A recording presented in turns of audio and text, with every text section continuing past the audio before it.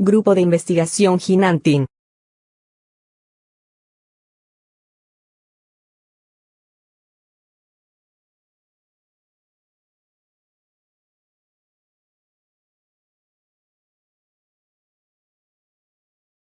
Petr Payre.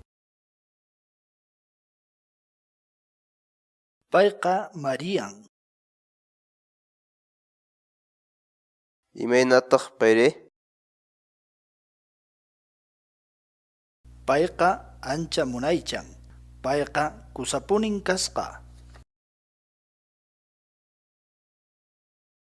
¿Por qué razón usar el quechua sureño como sistema de escritura? La definición de un sistema de escritura estándar es un paso importante para todos los idiomas humanos, ya que permite el desarrollo de su publicación en papel y formatos digitales.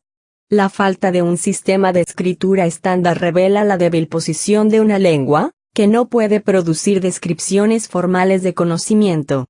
En los casos en que un sistema común de escritura no está disponible, varios dialectos tienden a vivir de forma independiente, mientras que ninguno de ellos es lo suficientemente potente como para construir una masa crítica de personas que reúna a una comunidad productiva de la lengua escrita.